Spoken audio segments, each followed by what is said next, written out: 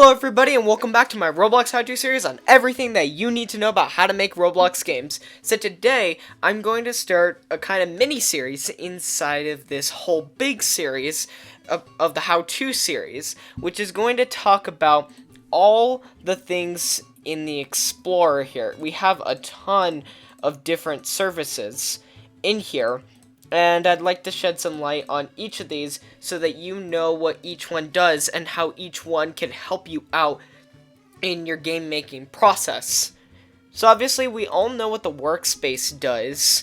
That's really straightforward. It's all the stuff that you can see on your screen. It's all the rendered stuff.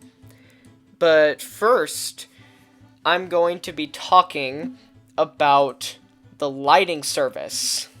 So the lighting service is how shadows and fog and the sky are all handled in your game.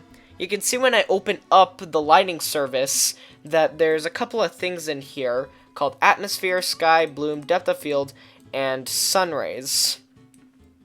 So let's first talk about some properties of lighting itself and not focus on anything inside of it right now. So we have brightness here. If we crank that up, then everything gets brighter. And now it looks like Arizona in the summer. And then we can turn it down. And now we're in Sweden. Let me change that back to 3. There's the environment diffuse scale, which does this kind of thing. It makes things look more dry. The specular scale does that weird thing. Some of these are kind of small changes to the lighting, like you can see with the metal texture here. It's being affected, but other things aren't really being affected by this. Global shadows just means do things cast shadows. So I turn it off, and now none of these cast shadows and everything looks super weird. But then we do that, and there we go, now it casts shadows. Shadow softness relates to how the shadow edges are handled. So you can see that there's kind of a gradient or a transition between the light and the shadow. And if I crank up the shadow softness, then that gets even more extreme. But if I turn it down, then it's super sharp and it shows all the lines. So if you want really sharp shadows, then you set it to 0. But if you want really soft shadows with really big gradients or really big transition sections to your shadows, then you crank that up.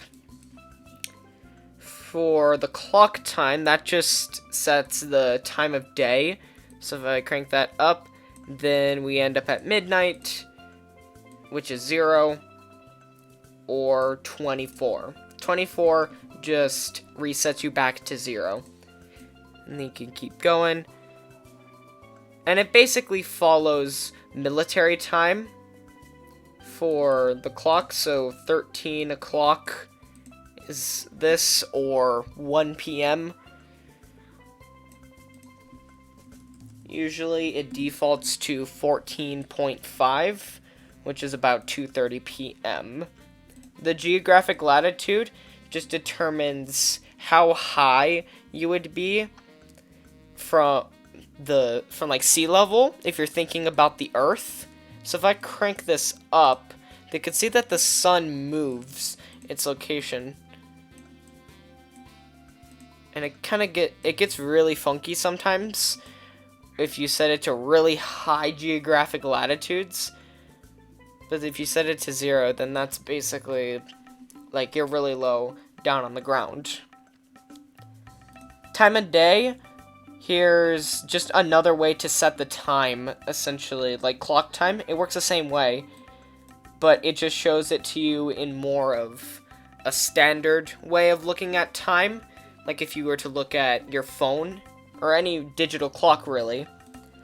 The exposure compensation does some really funky things to how bright or dark things get. If I turn this down real low, then it's like we have no sun coming into the world, but you can still see things. It's kind of like what a solar eclipse is like, and then that's just flashbang. So when you mess around with that, just be careful with it and make sure that you do it in small amounts so you don't end up flashbanging everyone on your screen. Next, let's talk about some of the things that are actually inside of our lighting folder, like the atmosphere, the sky, the bloom, all that good stuff. So if you go over to the toolbox and you search up skies, usually a sky box that you pick from here will come with some of these. And what that usually does is it just changes the way that the environment around you looks. It's less about the lighting and the shadows and more of the color and the aesthetic of everything. So the sky is really simple to explain. It's just the sky box. So if I delete this, then we have just this. We end up with the default kind of stuff that comes with the place that I chose. So let me bring that back. In the sky's properties, you can see a couple of things. You can see the moon and the sun's angular size. So you can change the size of the sun if you really want to make it extremely big, or you can make it super duper tiny. And you can do the same with the moon. If I change the clock time to be sometime during the night, and then I change the moon size, then we can start to question ourselves. Is the moon big? There's also star count, so if you want a lot of stars in the sky, you can crank this number up, or if you don't want any stars, you can set it to 0.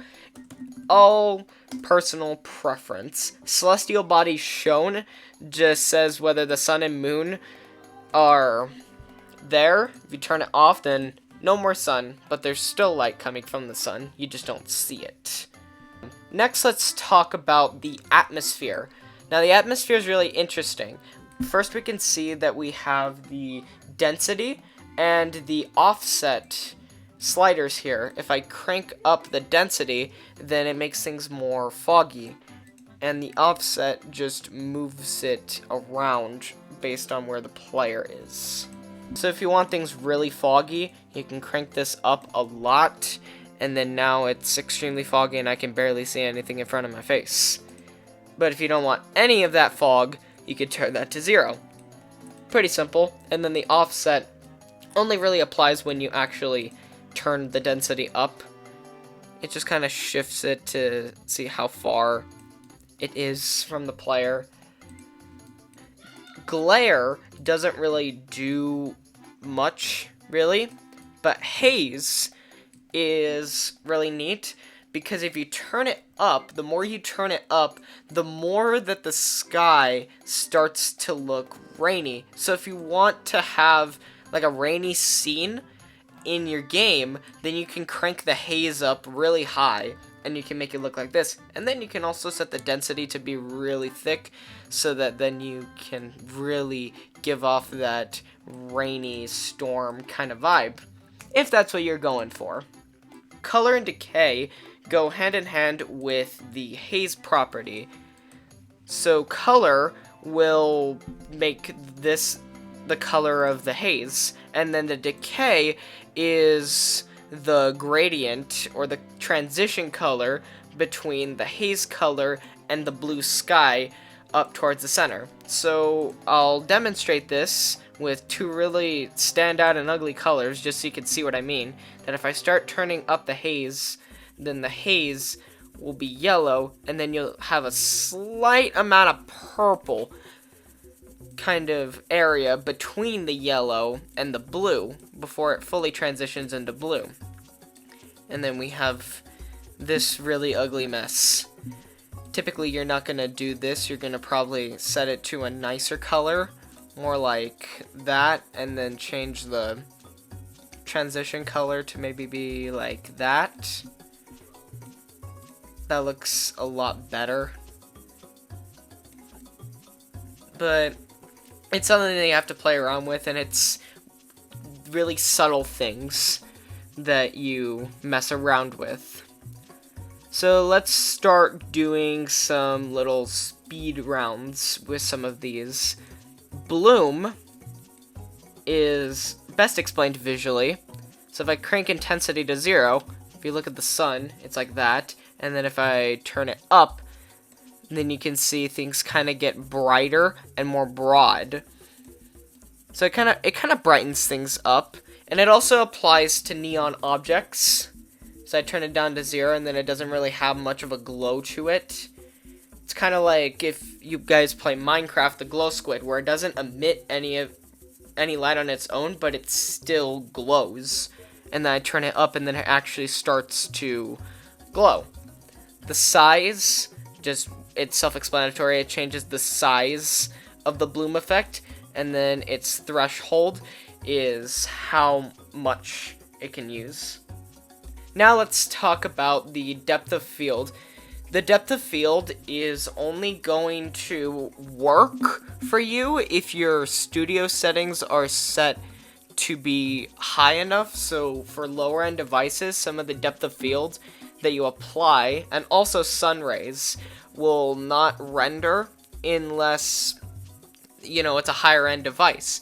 But if you want to set your game or studio to work with those high-end devices and what they look like, you can go to File, Studio Settings, Rendering, Performance, and then Editor Quality Level. And if you set that to 21, then it's going to apply all these. Automatic didn't work for me, but it might work for some devices. Alright, now let me get on to the depth of field thing. By default, it's not enabled, at least for the skybox that I had, but if I enable it, I don't know if you can see, but the laser door there has a slight shift in what it looks like, and also the terrain over here. What depth of field does is it changes the blur effect based on how close you are or how far you are. So when I enable this, you can see that the further I get from that laser door over there, the blurrier it gets, and then I get closer to it, and then it gets a lot more clear. But it's still kind of blurry, and that's because there's a far intensity and a near intensity. So if I turn the near intensity off, then it's all crystal clear. But if I turn the near intensity up, then you can see that it's slightly changed it. But the thing that you mostly want to mess around with is the far intensity. So if I set the far intensity to be really, really high, then things are super blurry until you get extremely close to them, and now you can see what they look like. In an ideal situation, you probably don't want to put it at 1. You probably want to set it to something more like 0.15, but maybe that's even a bit extreme. The in-focus radius is the radius in which no effect takes place. It's kind of like a sphere around your player, and its radius is whatever this number is. And then once the rendering gets outside of that sphere, then it starts to slowly apply that effect, whether it's the near effect or the far effect, to your player. The focus distance is how crystal clear everything is based on a certain distance. So it's kind of like in focus radius. It's really similar to it. So as long as something is 94.48 studs away from me, it is not going to have any blur effect applied. And then I can crank this up, and now I can see everything crystal clear. And then if I turn it down, then things are blurry because I didn't tell the game to set a distance where things are crystal clear. And the blur effect is just applied almost instantly. Now, sun rays. Sun rays, well, they apply to the sun. And you can see that there's the intensity, and then there's the spread. So, if I crank up the intensity, you can see that, oh my, it gets really, really bad, and now the sun is just in our faces, and it's scary looking. Again, ideally, you don't want it to be at 1. You probably want it to be at like 0.001 or 2, maybe. 1.5, something like that.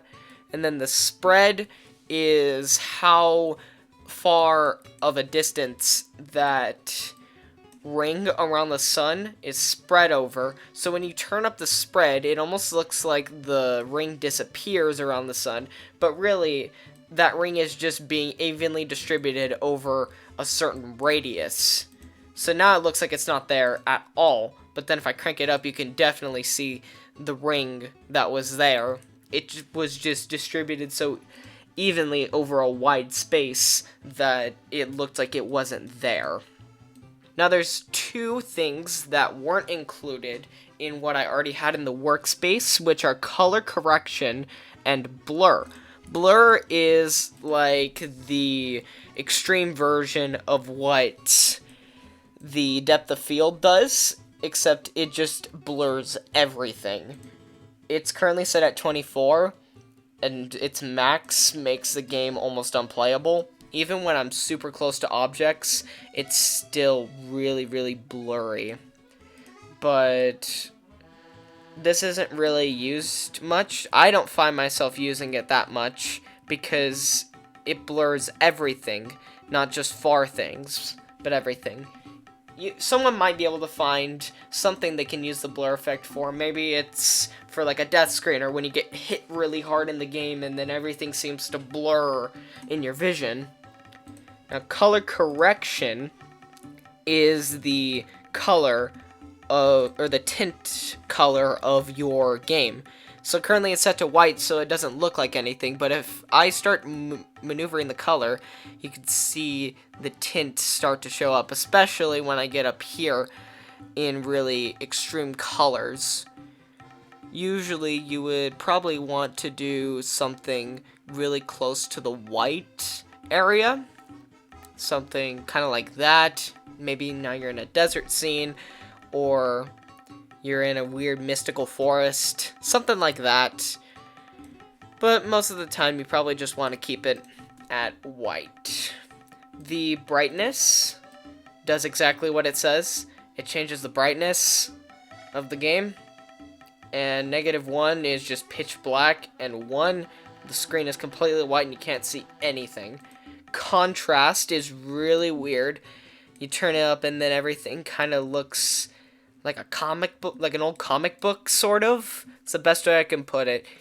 It's just that colors contrast each other more and they don't blend very well. But then once you start turning it down, everything just looks like it has a gray filter over it, and then 0, everything is gray. The saturation makes everything look like Cocomelon, essentially, once you crank it up. Now everything is super bright and vibrant and amazing, wow! And then if you turn it down, then, well, everything just gets really depressing looking.